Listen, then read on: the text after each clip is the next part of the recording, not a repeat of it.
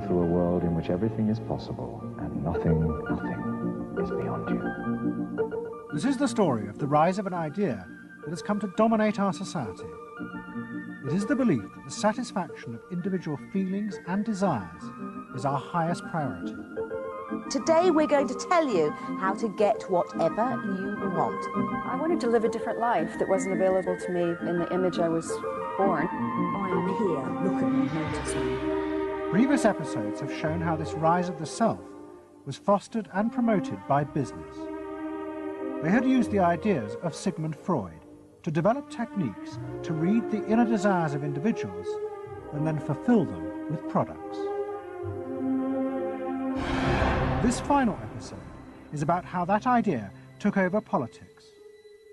It tells the story of how politicians on the left, in both America and Britain, turned to these techniques to regain power. They believed that they were creating a new and better form of democracy, one that truly responded to the inner feelings of individuals. But what the politicians didn't realize was that the aim of those who had originally created these techniques had not been to liberate the people, but to develop a new way of controlling them in an age of mass democracy.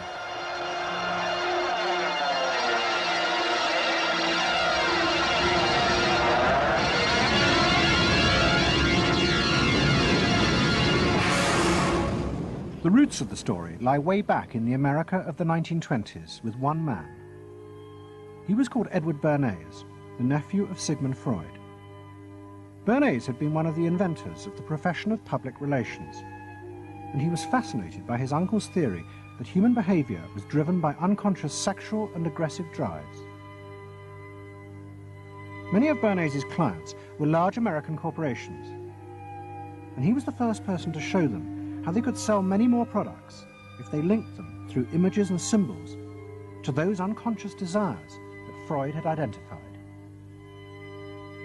The strategy he offered them was that people could now look at the goods that were emerging within this society and not merely view those goods as things that they needed in order to deal with some specific material want, but also as goods which would stroke and respond to deep emotional yearnings. You know, how this bar of soap or this bag of flour will make you a happier, more successful, more sexually appealing, less fearful person. Somebody to be admired rather than reviled. The powerful people in that world are those people who are capable of reading the public mind and giving the public what it wants in those terms. And Bernays was at the heart of it. Bernays was the guy who was the foremost articulator of the theories which were driving this new system. By the 1980s, Bernays' ideas had come of age. A vast industry had grown up in America, devoted to reading the inner desires of consumers. At its heart was the technique of the focus group. Previous episodes have shown how the focus group was invented by psychoanalysts employed by US corporations. The aim was to allow consumers to express their inner feelings and needs, just as patients did in psychoanalysis. The information was then used to promote and design new products that would fulfill those desires. And Edward Bernays, who was now nearly 100 years old, was celebrated as the founding father of this marketing world. Hi, Doctor. Good to see you. Come on up over here. There you go. Doctor, tell me again what the doctor is. What are we dealing with here? You're the father of public relations. What we're dealing with really is the concept that people will believe me more if you call me doctor. Oh, I see. So, that's a good idea. And Bernays' ideas and techniques were also about to conquer Britain in the 1980s. Unlike America, the ruling elites in Britain had always distrusted the idea of pandering to the masses. It was epitomized by the patrician elite who ran the BBC. Even as late as the 60s, popular programs were referred to as ground bait. Their real job was to lure the viewers into watching the more serious programs the elite knew was good for them. and market research reflected this attitude. Individuals were observed and classified by market researchers according to their social class, from A through C2, D and E. Probably they might be C2s. Yes, I think by the way they're carrying their luggage. Or yes, no taxi. No taxi, and all stuffed in the bags like that. I think the lady possibly sets her own hair, which is always an indication. Yes. Children are nicely dressed. Yes, they are. Yes. Probably a skilled worker. A skilled, yes, yes, a skilled worker. I would think say so. Yes, I would say so. Certain apprenticeship or done some. That's right. Qualifying time. We agree then. Yes, we think C2. We think so. Yes. When people were asked their opinion about both products and politics, they were selected by social class and asked only strictly factual questions about what they thought. Leaving your own party sympathies on one side, who do you think will win this forthcoming election? Labour. Labour? And tell me which you prefer. Which party do you think you'll be voting for? This time, Liberals. You'll be voting for the Liberals. And who do you think will be second? Conservative. This one. Thank you. The idea that one might ask people what they themselves felt and desired, and then give it to them, was seen as alien to the ruling elites, which would challenge their belief that they knew what was best for the public. There's evidence in other countries, in the United States, for example, where pollsters have been used before elections to interpret the mood of the public, and then you give people more what they want to have and less what they ought to have. But again, this could be alleged to be more democratic, I don't know. It's very dangerous ground, I think, though, when polls are used in that way. But then, in the economic crisis of the mid-70s, British industry was forced to begin to pay attention to the inner feelings of consumers. As the recession deepened, consumer spending fell dramatically, and the advertisers insisted that the only way for companies to survive was to make their advertising more effective.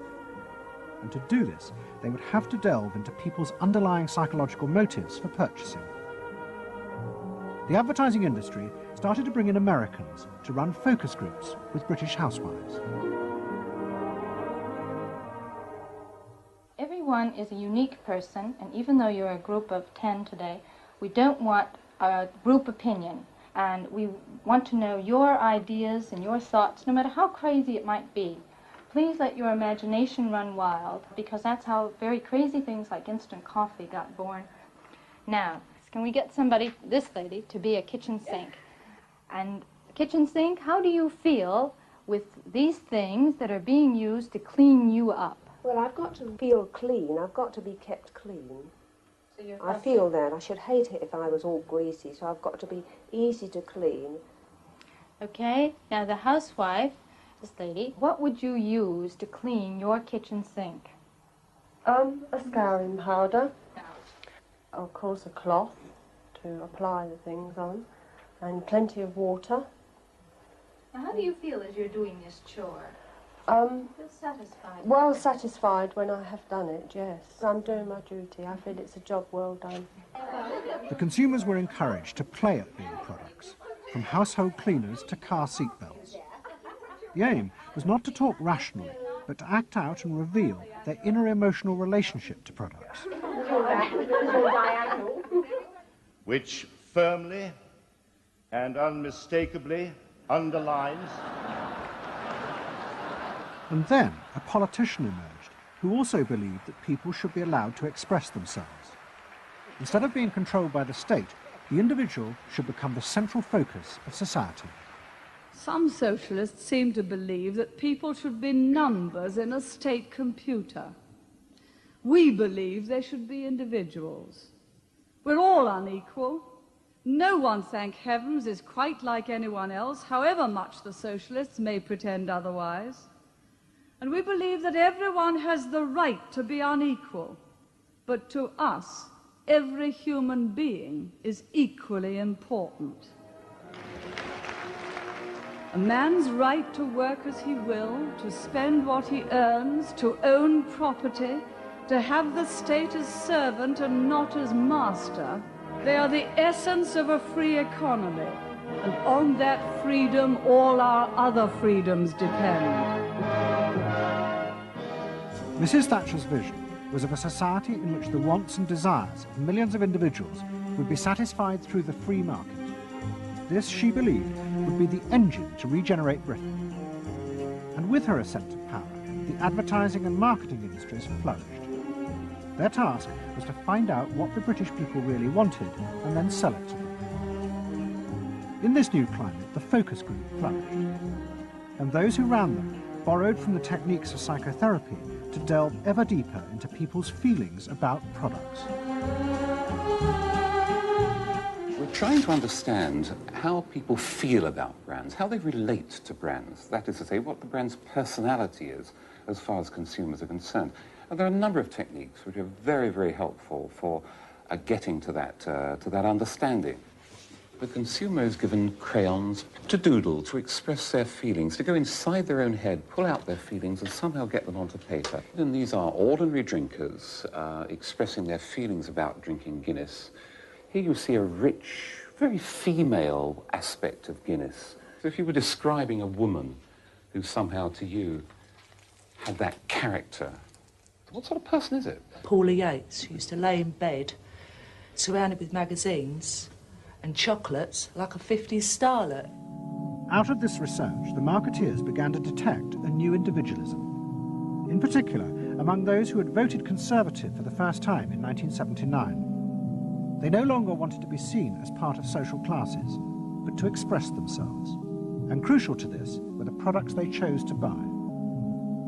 We identified that there was this trend towards what might be called individualism, where people wanted to still be part of a crowd, but to express themselves as individuals within it, to have their own personalities, to be, I suppose, their own men.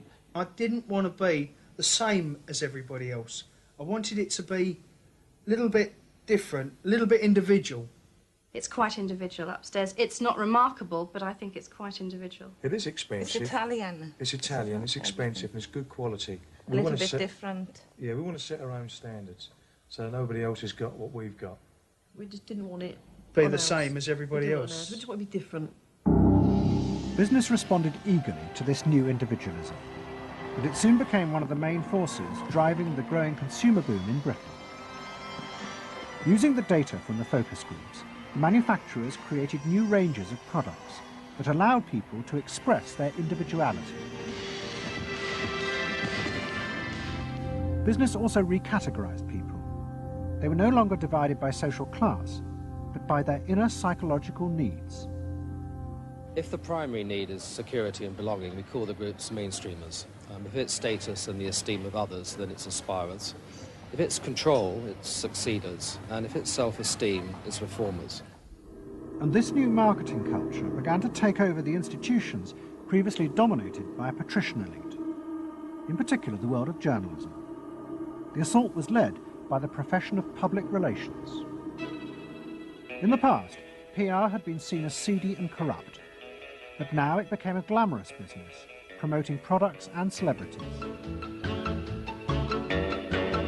And one of the rising stars was another member of the Freud family, Matthew Freud, the son of the Liberal MP, Clement.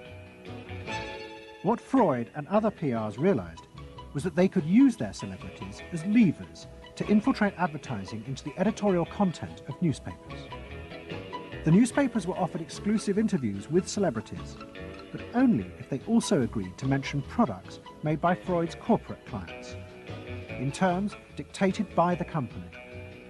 What happened with Freud's was that you effectively got some kind of product placement, or even product, the manufacturers of the product got some degree of control over how their products would appear in print. So if, for example, you did want to write about Caprice's passion for stuffed crust pizza, you would sign a contract which guaranteed that you would mention the firm Pizza Hut in at least twice in certain positions in the introductory paragraph of the article, that you would agree to run the Pizza Hut logo at such and such a size in such and such a place, and of course that you would agree to run the enclosed pictures of Caprice eating her stuffed crust pizza. There was no choice about how you would run this article in the press. You were effectively told how to run the article in the press. By Freud's? By Freud's.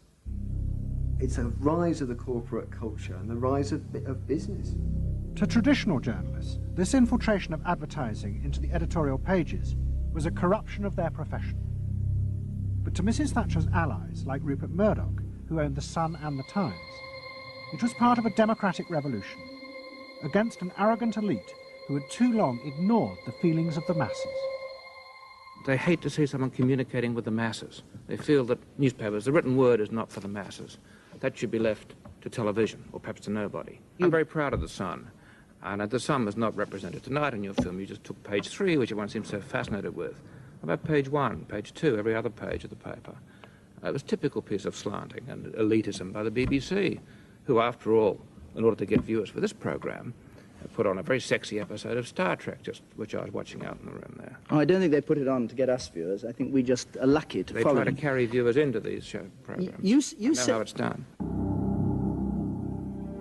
By the late 80s, Mrs. Thatcher and her allies in advertising and the media had brought the desires of the individual to the centre of society.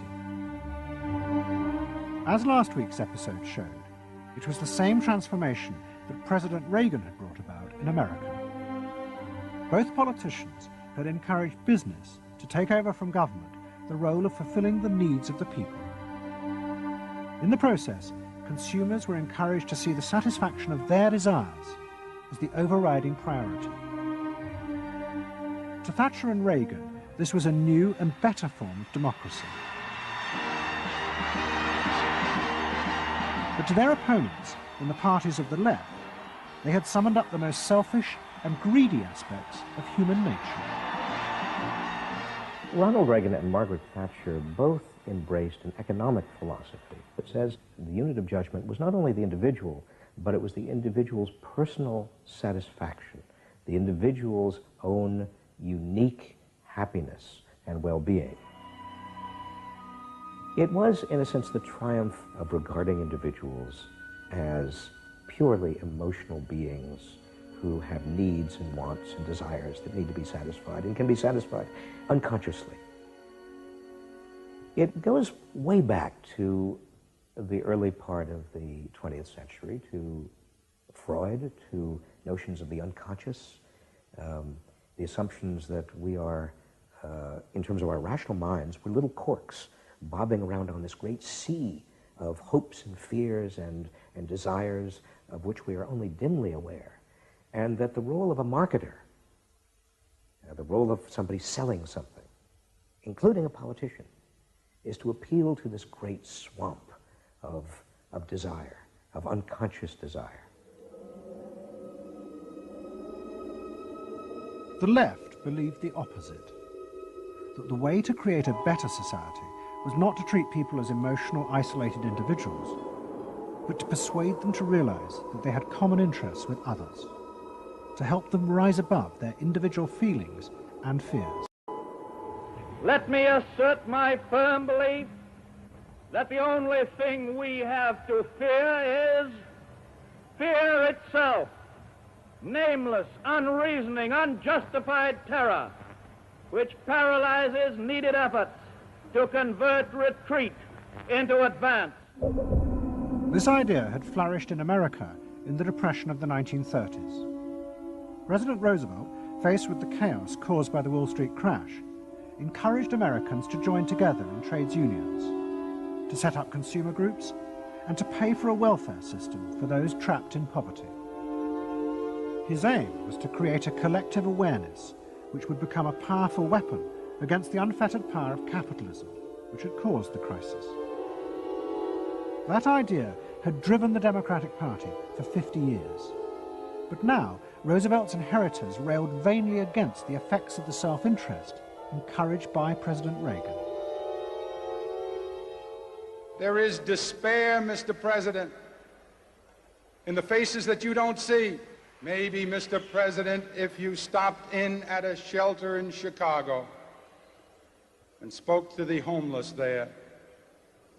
Maybe, Mr. President, if you asked a woman who had been denied the help she needed to feed her children because you said you needed the money for a tax break for a millionaire or for a missile we couldn't afford to use. The worst thing Ronald Reagan did was to make the denial of compassion respectable.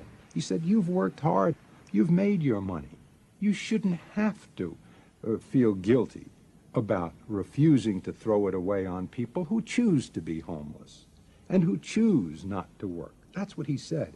He said it with an elegance and a kind of benign aspect that disguised its harshness. You think we can do anything about it? Well, why not? If we can work together now to look after the lives of the people here, I don't see why we couldn't work together afterwards to clear up the mess and help build a better world in which these things can't possibly happen. The qualities we've learned from comradeship and common suffering are not going to be wasted after this war. It's out of experience like ours that the new world will be built. That same idea of marshalling the collective force of the masses to challenge the entrenched power of wealth and business had also led the Labour Party to power in Britain after the war. But in the 80s, Labour, like the Democrats in America, lost election after election as millions who had once voted for them switched their allegiance to the Conservatives.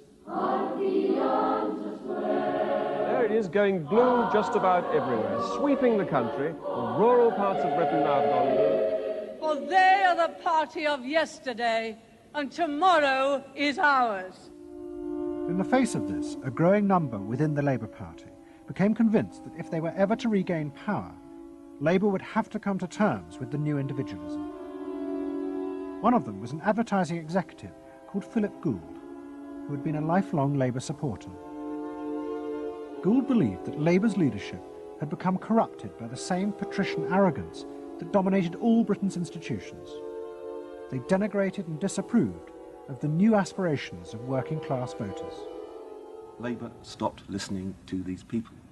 And I remember the best example of this was after the election of 1983, which was the election above all, where the people's voices just were not heard. And I had dinner with a leading Labour Party figure who'd been involved in the defeat, heavily involved in the defeat, and his wife said, God, these working class people, they just, we give them education, we give them chances in life, what do? They read the Sun and they just don't vote for us. And there was such a gap between these people just trying to make lives for themselves, better lives for themselves, and the kind of elitism of the Labour Party that was just such a chasm that had to be filled. Gould became part of a small group of modernisers centred around Peter Mandelson. Their aim was to reconnect Labour with the lost voters. To do this, Gould turned to the technique he knew well from his work in advertising, the focus group. Gould commissioned focus groups in suburban areas across the country with small groups of voters who had switched to Mrs. Thatcher. People were encouraged not to talk rationally about policies, but to express their underlying feelings. And what Gould discovered was a fundamental shift in people's relationship to politics. They no longer saw themselves as part of any group, but as individuals who could demand things from politicians in return for paying taxes, just as business had taught them to do as consumers. And I found that the people had become consumers. People now wanted to have, politics and life on their own terms. I mean, not just in politics, but in all aspects of life too. People see themselves as they are, as autonomous, powerful individuals who are entitled to be respected, who are entitled to have the best, not just in, going to Tesco's or wherever, but the best in terms of health and in education too. All this was about getting the Labour Party to understand that people really, really, really had changed, and the Labour Party had not, and unless the Labour Party changed, it would not win. Philip Gould now set out to try and persuade the Labour Party that they would have to make concessions to what he called the new aspirational classes. But he was going to face implacable opposition. In the run-up to the 1992 election, Gould argued that the only way to win was for Labour to promise not to put up taxes. But the Shadow Chancellor, John Smith, angrily refused. Labour would stick to its fundamental policies. They would fight the election with the promise of tax increases to create a fairer society. And as the campaign began, it seemed as if Philip Gould was wrong. The traditional polls consistently showed Labour ahead, despite the Conservative campaign message that a Labour government would put up taxes. Even the Conservatives' oldest allies in the press became convinced that by harping on about tax, the Conservatives were cutting their own throats. So the worry about the Tories must be that they're not at the moment conveying a sense of grip and being in control. And unless they can do better than that, I think they're going to lose. The other thing is that they still say that they are going to go on and on with this one single message of tax. And I think, part of the difficulty this morning was that you had a whole lot of people who've been going to the same press conference for 7 days, had virtually the same message thrust at them, and are kind of getting bored and restless and hitting back on it. I think the media sense a big story coming in the Tories being defeated. And the Labour Party, too, was convinced it would win and finally return to power. It's now time to meet the men and women who will form the next government. Labour Chancellor of the Exchequer, John Smith. And now, it is time for the next Prime Minister, Neil Kinnock. Those running Labour's campaign believed that by modern presentation they would attract back the voters, yet keep the old policies. But Philip Gould was convinced that Labour were going to lose. Through his focus groups, he knew that the very people who were telling the traditional pollsters they would vote Labour were in reality preparing to vote Conservative out of self-interest. But they were too embarrassed to admit it. And John Major also knew this, because his focus groups were telling him the same thing. What do you make of the poll which puts Labour 5 points ahead? Sir, one to the Daily Mail, sir. Feel out in the streets that matters. It's feeling good on the streets, is it? It is feeling good on the streets, yes. It has been feeling surprisingly good on the streets for some time. Quite surprisingly, quite out of line with opinion polls. Don't ask me to explain it, but it feels all right. Sir? Anyway, go on. No, lads, you must sit down. We're waiting to go. John Major's victory in 1992 was a disaster for the Labour Party. The small group of reformers centred around Peter Mandelson and Philip Gould were convinced that the only way for the party to survive was to change its basic policies. But their ideas were rejected by John Smith, who had now become leader. Philip Gould left Britain to go to work for the campaign to elect Bill Clinton president in America.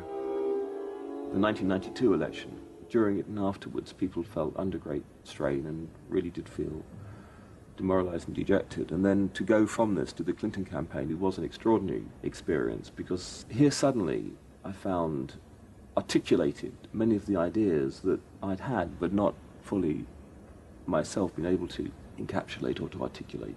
If you want a president who will restore the middle class, reclaim the future for the middle class, and restore the American dream, vote for Bill Clinton in New Hampshire and send a signal to the country that we are coming together. What Gould discovered was that, like the Labour Party, the Democrats had also been doing focus groups with swing voters. The difference was that Bill Clinton had decided to tailor his policies to fit with these voters' desires. Above all, with their ferocious belief that they should only pay tax for things that benefited them, not for the welfare of others. I have no idea what percentage of my tax dollars go to welfare, but even if it's a minuscule percentage, even if it's a quarter of a percent, it's still too much for the people that are receiving these benefits that are basically non-productive.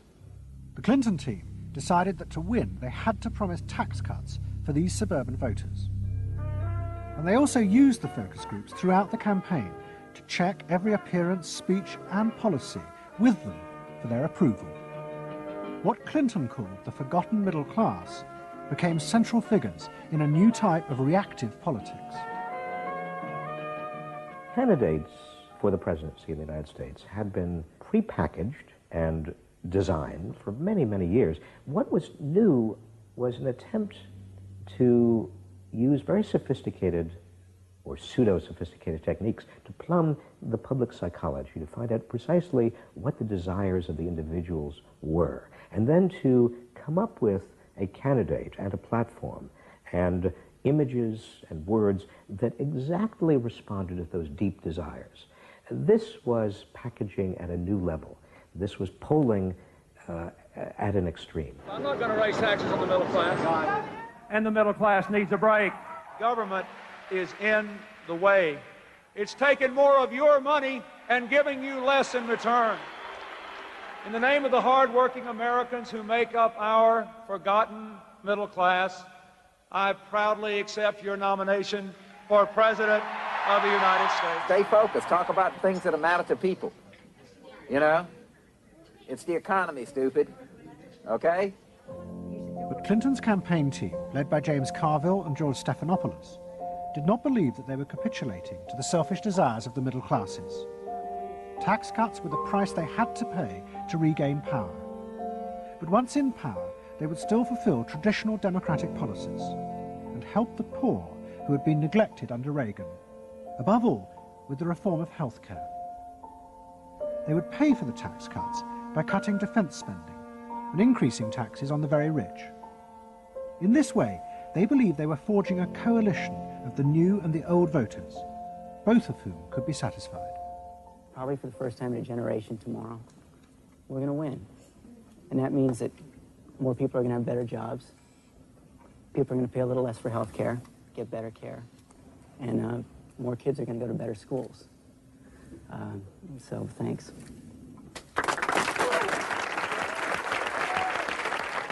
But the Democrats' optimism was to be short-lived. In November 1992, Clinton was triumphantly elected president. But within weeks, his administration discovered that the budget deficit was far greater than they had anticipated.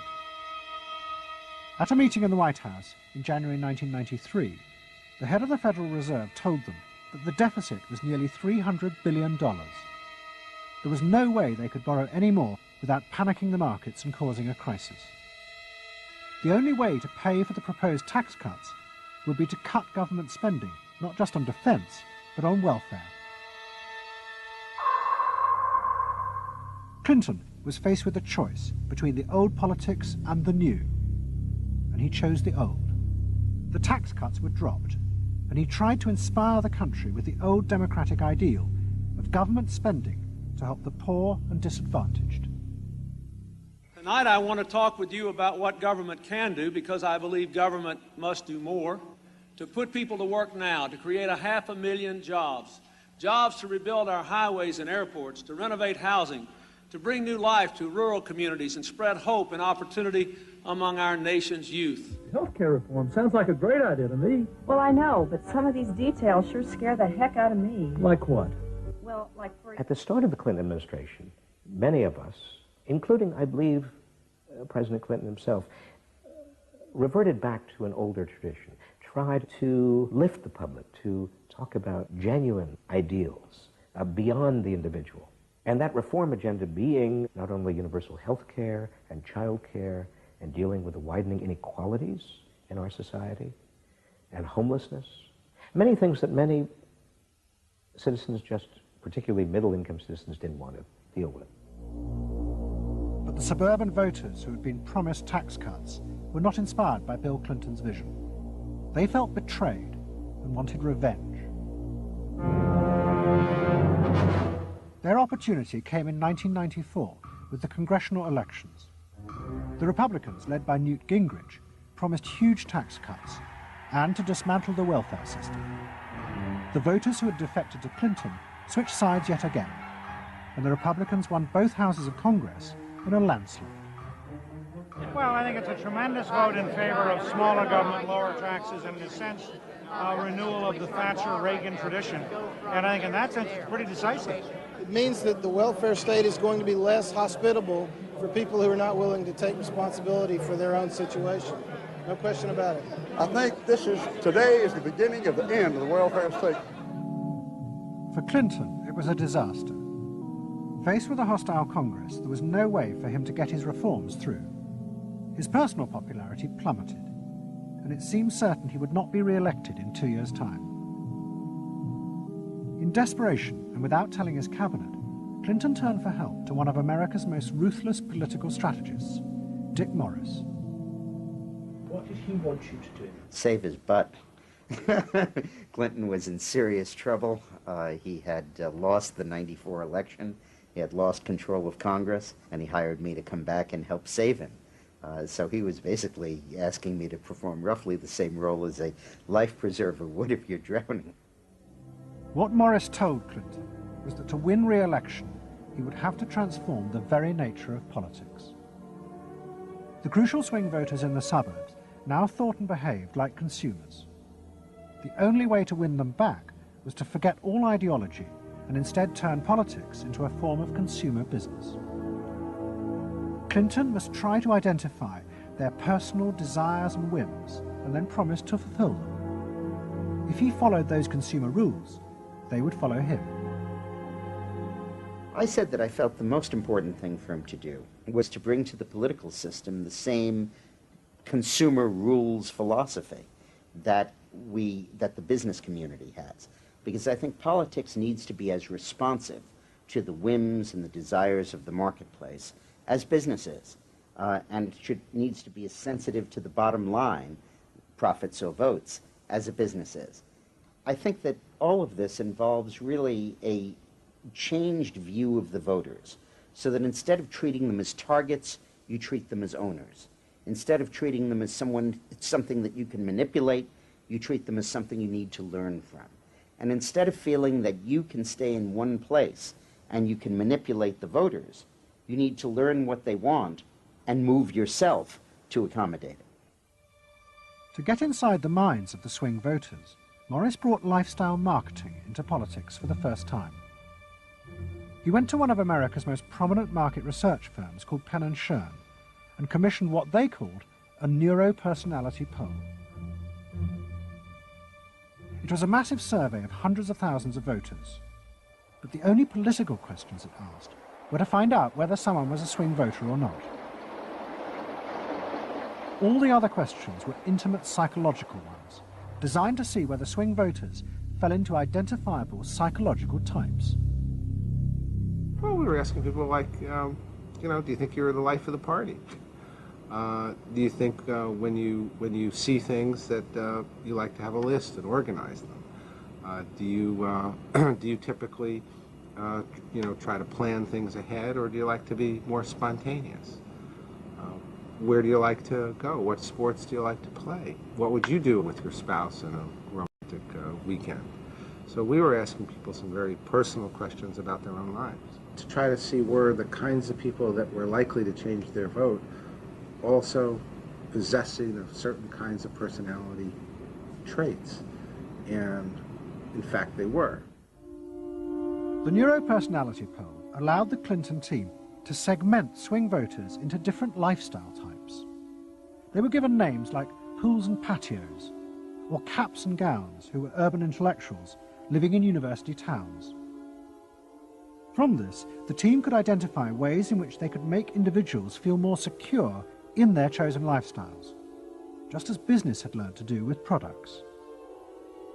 Dick Morris called it small-bore politics, tiny details of people's lives and personal anxieties which politics had never even thought about or noticed before, but which now had become the key to winning power. It was an America that focused on day-to-day practical concerns.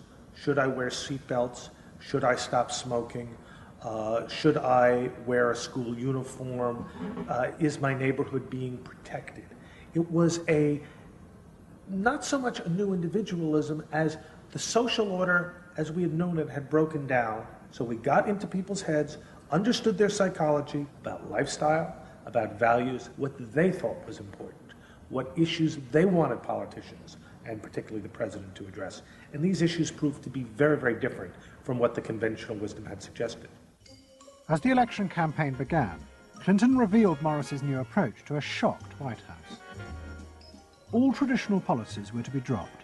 Instead, he would concentrate exclusively on policies that targeted the worries of the swing voters. V-chips would be fitted into televisions to prevent children from watching pornography. And mobile phones would be fitted into school buses to make parents feel more secure. Dick Morris also persuaded the president to spend his leisure time in the same way as particular groups of swing voters. He sent Clinton on a hunting holiday, dressed in exactly the Gore-Tex outfits a group called Big Sky Families liked. The aim was to reflect swing voters' lifestyles back to them. The Liberals in Clinton's cabinet hated this approach. I would say, well, Dick, why have a campaign?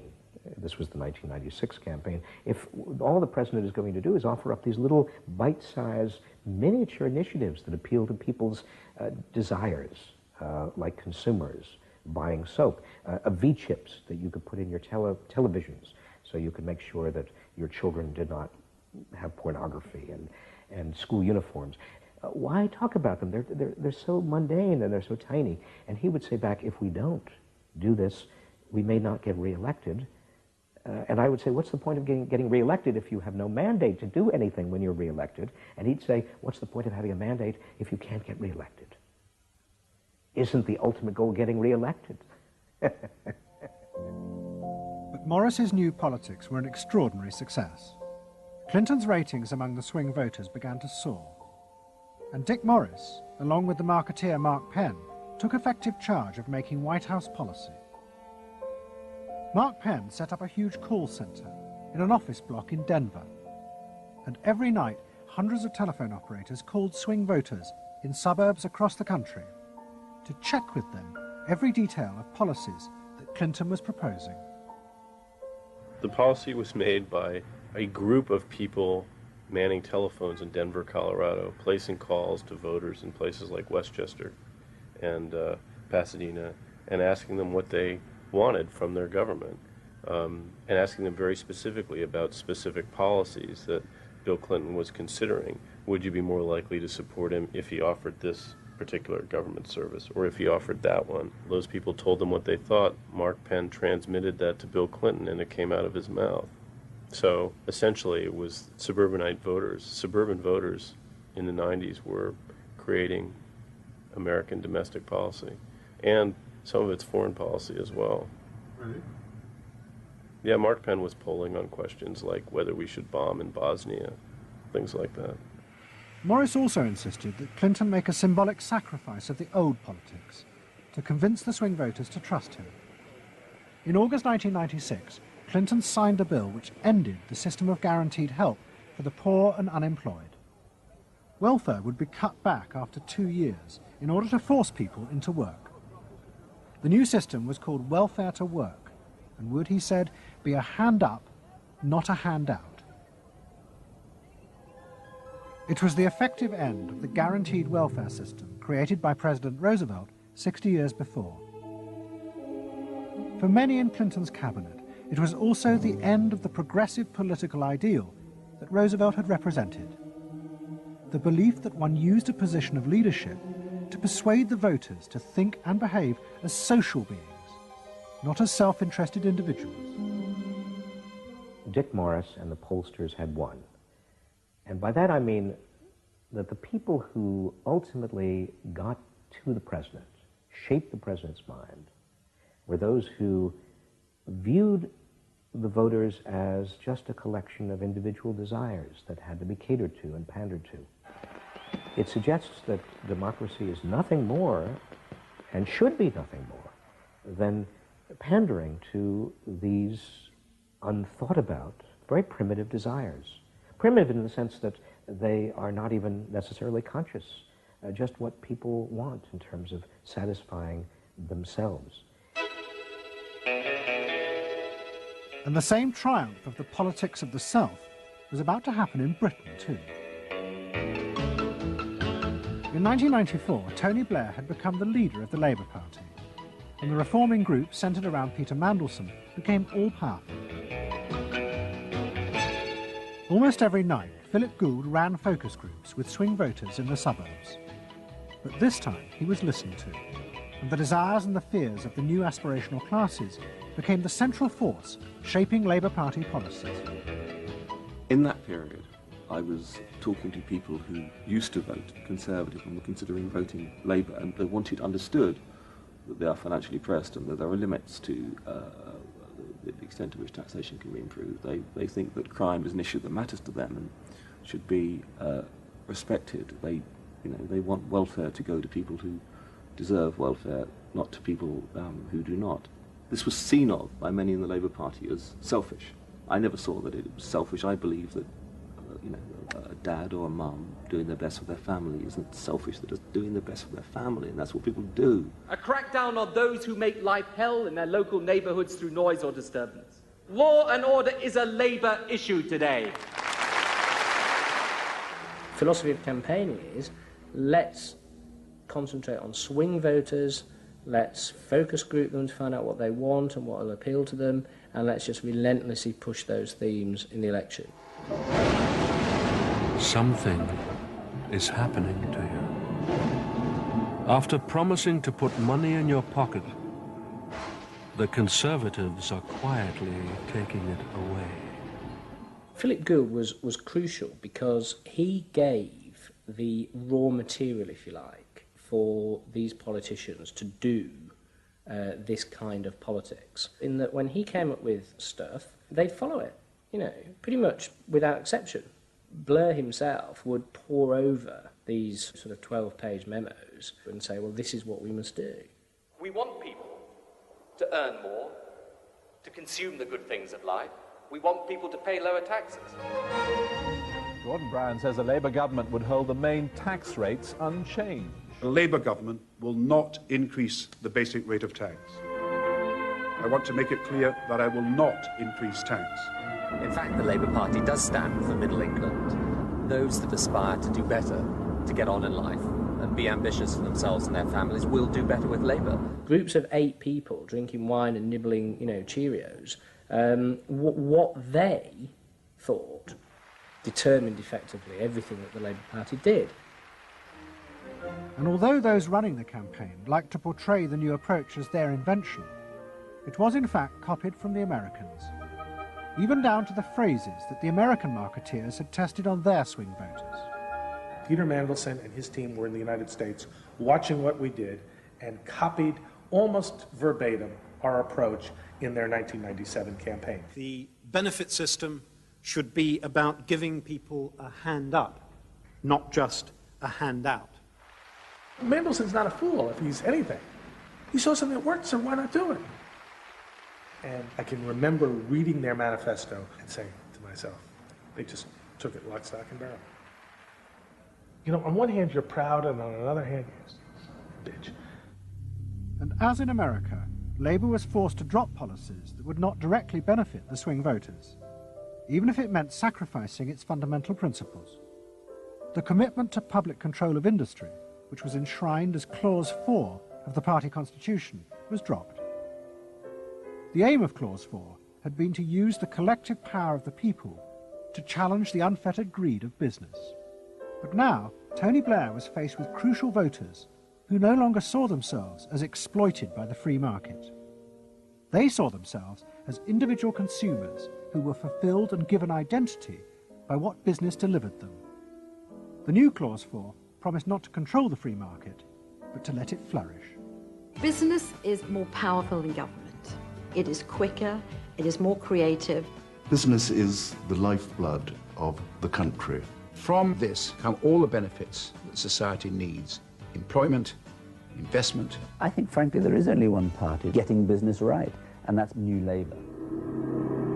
What New Labour did suits people who exert power in society not through the political system, or not through the democratic political system. So it suits big business, and it suits entrenched interest, and it suits the status quo. You know, those 3 things, of course, just off the top of my head, being the things that the Labour Party is supposed to be, you know, a counterforce to. What that means is big business get to carry on exerting their power behind the scenes, getting their way, because there's no countervailing pressure. Countervailing pressure isn't going to come from, you know, 8 people sipping wine in Kettering. Here he goes, turning an awful lot of other blue seats red as well.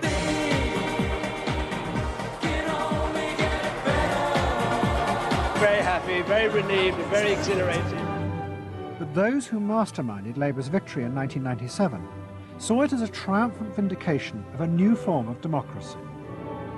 By understanding and fulfilling people's inner desires through the focus group, they were giving power to individuals, not treating them as faceless groups who were told by politicians what was good for them. I don't see the focus group as some marketing tool. I see the focus group as a way of hearing what the people have to say. And I see the focus group as a way to a new form of politics.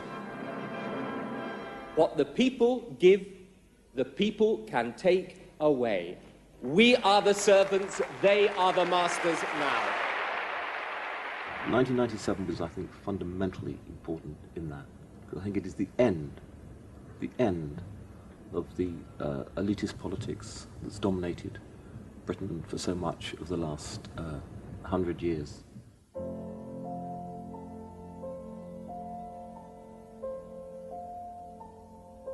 In 1939, Edward Bernays, Sigmund Freud's nephew, created a vision of a future world in which the consumer was king. It was at the World's Fair in New York, and Bernays called it Democracity. It was one of the earliest and most dramatic portrayals of a consumerist democracy, a society in which the needs and desires of individuals were read and fulfilled by business and the free market. The World's Fair created a spectacle in which all of these concerns were met, and they were met by Westinghouse and General Motors and the American Cash Register Company, and company after company presented itself as this sort of centerpiece of a society in which human desire and human want and human anxiety would all be responded to and would all be met purely through the free enterprise system. There was this sort of notion that the free market was something that was not guided by ideologies or by political power. It was something that simply was guided by the people's will. This was the model of democracy that both New Labour and the American Democrats had bought into in order to regain power. They had used techniques developed by business to read the desires of consumers, and they had accepted Bernays' claim that this was a better form of democracy. But in reality, the World's Fair had been an elaborate piece of propaganda designed by Bernays for his clients, the giant American corporations. Privately, Bernays did not believe that true democracy could ever work. He had been profoundly influenced in this by his uncle's theories of human nature. Freud believed that individuals were not driven by rational thought, but by primitive, unconscious desires and feelings. And Bernays believed that this meant it was too dangerous to let the masses ever have control over their own lives. And consumerism was a way of giving people the illusion of control, while allowing a responsible elite to continue managing society.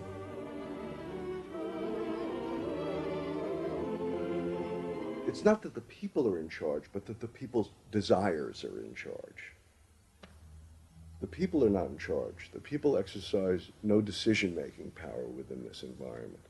So democracy is reduced from something which assumes an active citizenry to something which now increasingly is predicated on the idea of the public as passive consumers, the public as people who essentially what you're delivering them are doggy treats.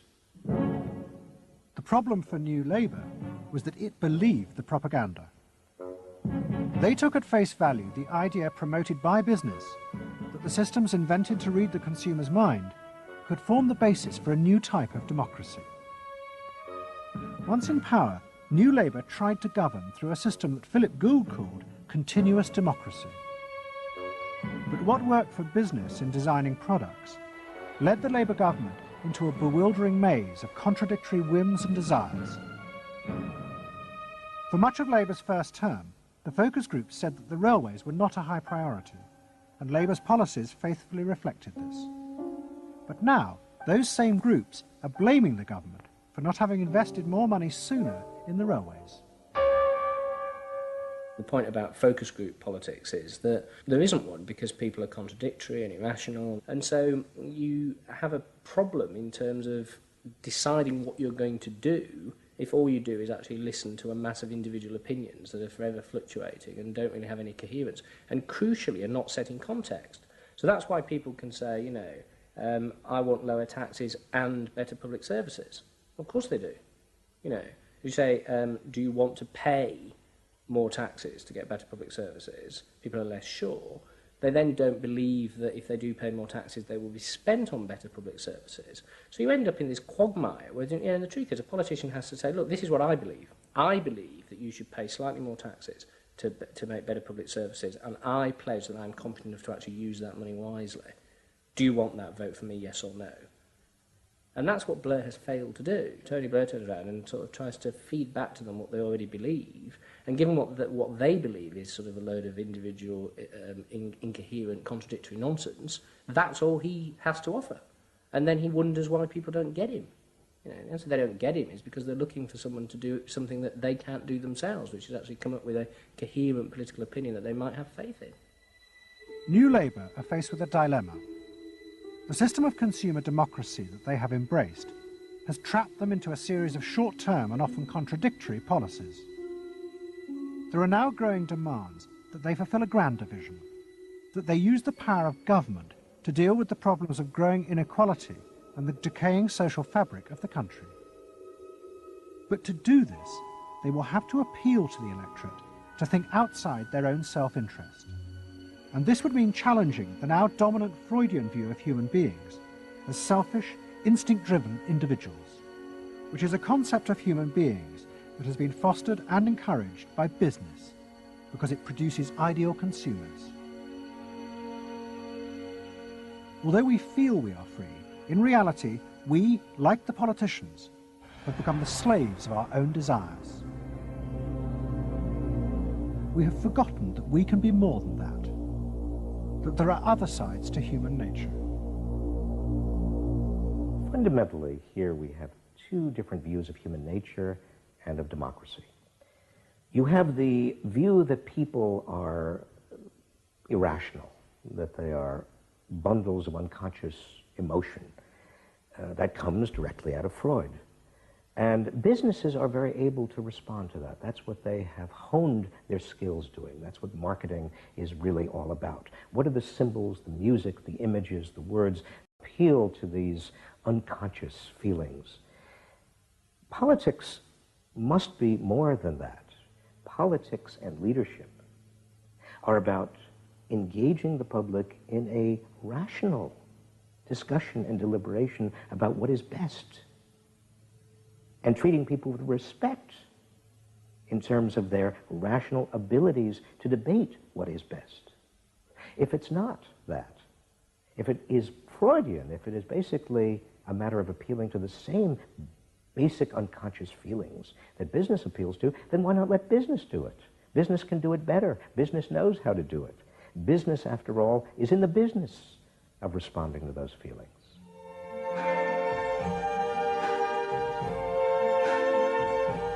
I see trees of green, red roses too. I see them bloom for me and you. And I think to myself, what a wonderful world. I think to myself, what a wonderful